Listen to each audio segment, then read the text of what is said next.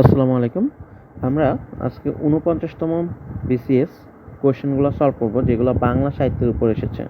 তো প্রথম প্রশ্নটাই হলো, কম দামে কেনা বেশি দামে বেচা আমাদের স্বাধীনতা বইটার লেখক কে?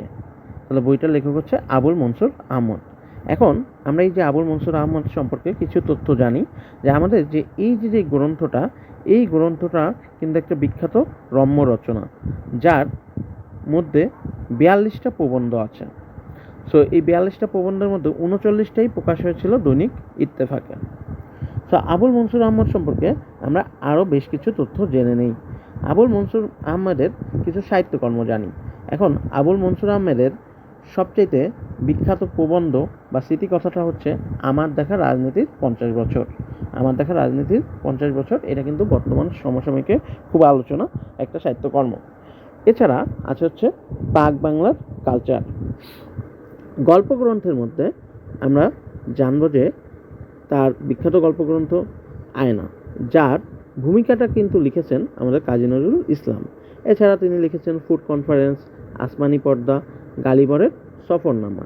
গালিবরের সফরনামা কিন্তু একটা শিশু সাহিত্য, যেটার লেখককে আবুল মনসুর আহমেদ। এছাড়া তিনি কিছু উপন্যাস লিখেছেন। তার একটা উপন্যাস হচ্ছে ইংরেজি সাহিত্য থেকে অনুবাদ করা, যেটি হলো জোহান বোজারের দ্য পাওয়ার অফ এ লাই। এই গ্রন্থের বাংলা অনুবাদটা হচ্ছে সত্য মিথ্যা। তাহলে সত্য মিথ্যাটা আসলে একটা অনুবাদ উপন্যাস, সেটা হচ্ছে মূলত দ্য পাওয়ার অফ এ লাই গ্রন্থের বাংলা অনুবাদ। এছাড়াও তিনি লিখেছেন আবে হায়াত, জীবন ক্ষুধা। সো এইগুলো তিনি লিখেছেন। এছাড়া তার আত্মজীবনী আছে, একটা আত্মকথা। এখন আবুল মনসুর আহমেদ কিন্তু একই সাথে ছিলেন সাহিত্যিক, সাংবাদিক এবং রাজনীতিবিদ। সো তিনি যে লেখাটা লিখেছেন তা কিন্তু সামাজিক কুসংস্কার এবং গোঁড়ামির বিরুদ্ধে এবং রাজনৈতিক ভণ্ডামির বিরুদ্ধে। তো আমরা পরবর্তী প্রশ্নে চলে যাই। পরবর্তী প্রশ্ন হচ্ছে মধুসূদন দত্তের পূর্ববর্তী গুরুত্বপূর্ণ কবি কে? সো মধুসূদন দত্তের পূর্ববর্তী গুরুত্বপূর্ণ কবি হচ্ছে ঈশ্বরচন্দ্র গুপ্ত। তো আমরা এখন ঈশ্বরচন্দ্র গুপ্ত সম্পর্কে কিছু তথ্য জেনে আসি। তো আমাদের এখানে আমরা দেখতে পাচ্ছি যে মাইকেল মধুসূদন দত্তের জন্ম হচ্ছে 1824 থেকে 1873 সালে তার মৃত্যু, অর্থাৎ 1824 সালে তিনি জন্মগ্রহণ করছেন। ঈশ্বরচন্দ্র গুপ্ত কিন্তু তার 12 বছর আগে, অর্থাৎ 1812 সালে জন্মগ্রহণ করেছেন। তাহলে আমরা বুঝতেই পারছি যে এখানে আমাদের মধুসূদন দত্তের পূর্ববর্তী কবি হচ্ছে ঈশ্বরচন্দ্র গুপ্ত।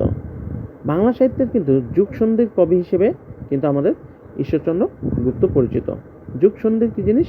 যে মধ্যযুগ এবং আধুনিক যুগের মিলনকারী, অর্থাৎ যে কবি মধ্যযুগেও ছিল এবং আধুনিক যুগের মাঝামাঝি একটা সময় ছিল, সেটা হচ্ছে যুগসন্ধির কবি। এবং এই যুগসন্ধির কবি হিসেবে কিন্তু ঈশ্বরচন্দ্র গুপ্ত পরিচিত। তো তিনি কিন্তু সংবাদ প্রভাকর এই পত্রিকার সম্পাদনা করেন এবং তার ছদ্মনাম ছিল হচ্ছে ভ্রমণকারী বন্ধু। মাইকেল মধুসূদন দত্তের পূর্বে তিনি বাংলা সাহিত্যে বেশ অবদান রেখেছেন।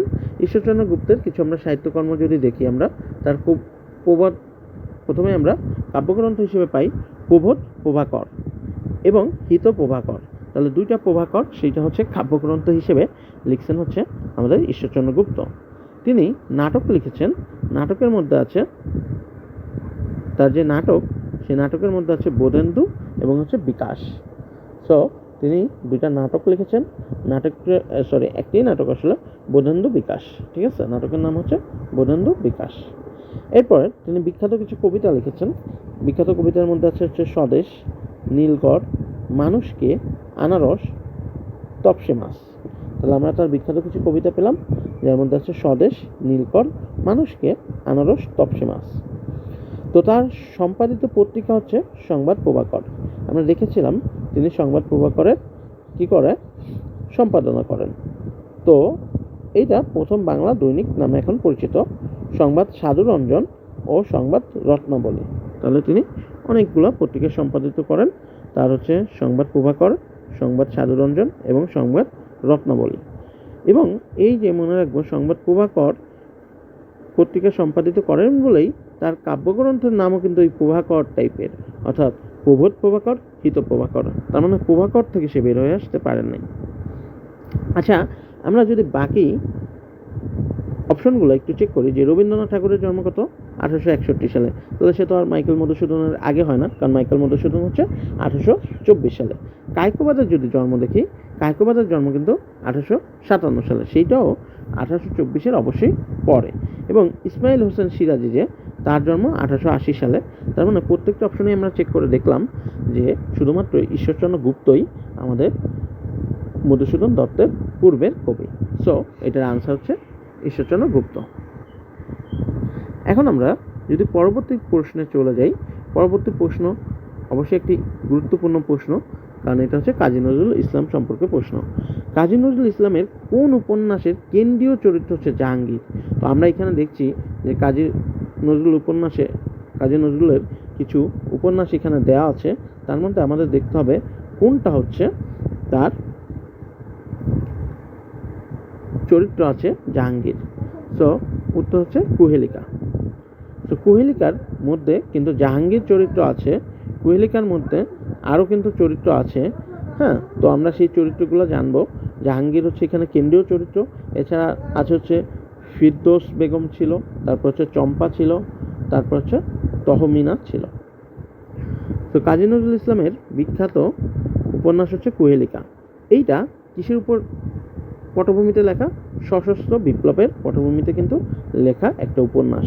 তাহলে সশস্ত্র বিপ্লবের পটভূমিতে লেখা একটা উপন্যাস হচ্ছে কুহেলিকা। যেই উপন্যাসের চরিত্র হচ্ছে, যে আমি আগেই বলছিলাম যে জাহাঙ্গীর, এরপর কি তাহমিনা, এরপর হচ্ছে চম্পা, আর হচ্ছে ফিরদৌস বেগম। তো এই উপন্যাসটা গ্রন্থাকারে প্রকাশিত হয় 1931 সালে। তো আমরা যদি অপশনগুলো দেখি, যে বাঁধনারা কিন্তু তার একটা পত্র উপন্যাস, এবং মনে রাখবো এটা তার প্রথম পত্র উপন্যাস। 1927 সালে এটা প্রকাশ পায়, যেখানে পত্র সংখ্যা ছিল 18টি। এইখানে প্রধান চরিত্র ছিল হচ্ছে নুরুল হুদা, রাবেয়া, মাহবুবা এবং সাহসিকা। মৃত্যুক্ষুধাও কিন্তু তার একটা উপন্যাস। হ্যাঁ, মৃত্যুক্ষুধাও তার একটা উপন্যাস। আচ্ছা, আমরা এখানে অপশনে কিন্তু বলি বাঁধনারা, মৃত্যুক্ষুধা এবং কুহেলিকা, এই তিনটেই কিন্তু তার উপন্যাস। শিউলিমালা কিন্তু তার উপন্যাস না, শিউলিমালা কিন্তু তার গল্পগ্রন্থ। যাই হোক, আমরা মৃত্যুক্ষুধা সম্পর্কে জানি। মৃত্যুক্ষুধা কিন্তু কাজী নজরুল ইসলামের শ্রেষ্ঠ উপন্যাস। তাহলে আমরা দেখলাম তার তিনটে উপন্যাস পেলাম। তার মধ্যে হচ্ছে বাঁধনারা হচ্ছে তার প্রথম পত্র উপন্যাস, এবং তার যদি শ্রেষ্ঠ উপন্যাস সম্পর্কে জানি সেটা হচ্ছে মৃত্যুক্ষুধা। আর তার যদি আমরা কুহেলিকা উপন্যাসটা সম্পর্কে বলি, এটা হচ্ছে একটা বিদ্রোহী ভাব নিয়ে আসে, যেখানে সশস্ত্র বিপ্লবের পটভূমিতে লিখিত একটা উপন্যাস, যার কেন্দ্রীয় চরিত্রই ছিল জাহাঙ্গীর। এছাড়া অন্যান্য চরিত্রের মধ্যে ছিল তাহমিনা, চম্পা, ফিরদৌস বেগম। আর আমাদের পত্র উপন্যাস যে বাঁধনারা, সেইখানে প্রধান চরিত্র কিন্তু নুরুল হুদা, এছাড়া আছে রাবেয়া, মাহবুবা এবং সাহসিকা। সো মৃত্যুক্ষুধা উপন্যাস তার যে শ্রেষ্ঠ উপন্যাস, এই উপন্যাসটা কিন্তু নদিয়ার চাঁদ সড়কের হিন্দু মুসলিম খ্রিস্টান সম্প্রদায়ের দারিদ্র দুঃখ ভরা জীবন নিয়ে রচিত। তাহলে এখানে আমরা একই সাথে হিন্দু, মুসলিম এবং খ্রিস্টান সম্প্রদায়ের যে দারিদ্রপূর্ণ জীবন, সেই জীবনটা নিয়ে এটা লেখা, এবং এই উপন্যাসটা লেখা হচ্ছে নদিয়ার চাঁদ সড়কের। সো এইখানে প্রধান চরিত্র হচ্ছে তিনটা আমরা দেখতে পাচ্ছি, একটা হচ্ছে রবি, একটা হচ্ছে আনসার, একটা হচ্ছে মেজবুল। সো এই উপন্যাসটা, মৃত্যুক্ষুধা উপন্যাসটা কিন্তু সওগাত পত্রিকায় প্রকাশিত হয়েছিল। সো আমরা তার উপন্যাস সম্পর্কে জানলাম। আর শিউলিমালা, আমি তো আগেই বললাম যে শিউলিমালা কিন্তু তার একটা গল্পগ্রন্থ। সো এই গল্প গ্রন্থের মধ্যে যেসব গল্প ছিল, তার মধ্যে আছে হচ্ছে পদ্মগোখ্র, জিনের বাদশা এবং আগ্নেয়গিরি বা অগ্নিগিরি, যেটাই বলি আমরা সেটা। তাহলে পদ্মগোখ্রা, জিনের বাদশা এবং অগ্নিগিরি। তো আমরা এখন পরবর্তী প্রশ্নে চলে যাব। হরপের ছড়া কিন্তু ফরুক আহমেদের লিখিত গ্রন্থ, এবং পাখির বাসাও কি তার গ্রন্থ। এই দুইটা প্রশ্ন কিন্তু রিসেন্ট বিসিএসে আসছে, তাই না? সো ফরুক আহমেদ কিন্তু বর্তমানে একটা হট টপিক বলা যায়, এখান থেকে প্রশ্ন আসতে দেখা যাচ্ছে। তো ফরুক আহমেদের গ্রন্থ কোনটা? ফরুক আহমেদের গ্রন্থ আমরা যেটা বললাম যে হরপের ছড়া তার কি গ্রন্থ? হ্যাঁ, তাহলে তার গ্রন্থ হচ্ছে হরপের ছড়া। আমরা জানি যে ফরুক আহমেদ কিন্তু মুসলিম রেনেসাঁর কবি। তাহলে মুসলিম রেনেসাঁর কবি কিন্তু বলা হয় ফরুক আহমেদকে। ইসলামী ঐতিহ্যবাদী কবি ও মুসলিম পুনর্জাগরণের কবি নামে পরিচিত। তাহলে মুসলিম পুনর্জাগরণের কবি নামে পরিচিত কিন্তু ফরুক আহমেদ।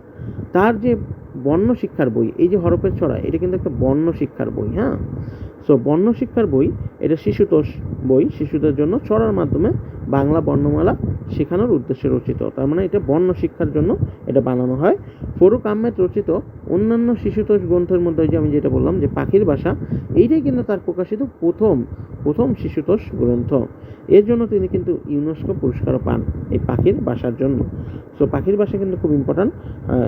আমরা জানি যে আমাদের প্রিভিয়াস একটা বিসিএসে এই পাখির ভাষা এটা থেকেও এসেছে কোয়েশ্চেন। এছাড়া আমরা জানি যে নতুন লেখা, ছড়ার আসর, চাঁদের আসর, চিড়িয়াখানা, ফুলের জলসা, এগুলো কিন্তু তিনি লিখেছেন। এরপর আমরা যদি ঈশ্বরচন্দ্র বিদ্যাসাগর সম্পর্কে একটু জানি, তিনিও কিন্তু বাংলা বর্ণমালার প্রথম সার্থক গ্রন্থ লিখেছেন, বর্ণ পরিচয়। তাহলে এই যে বর্ণ পরিচয়টা, সেটা আমাদের ঈশ্বরচন্দ্র বিদ্যাসাগরের লেখা। আরেকটা অপশন আমরা পেয়েছি, সেটা হচ্ছে রবীন্দ্রনাথ ঠাকুরের রচিত শিশু সাহিত্য, আমরা মাথায় রাখবো, সেটা হচ্ছে সহজ পাঠ।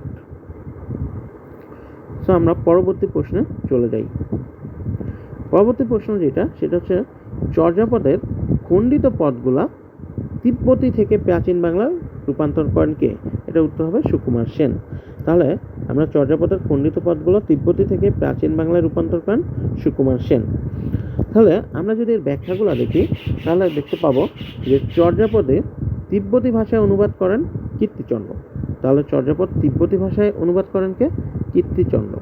কীর্তিচন্দ্র করেন হচ্ছে তিব্বতী ভাষায় অনুবাদ। তবে চর্যাপদের তিব্বতী অনুবাদকে বাংলায় রূপান্তর করেন কিন্তু সুকুমার সেন।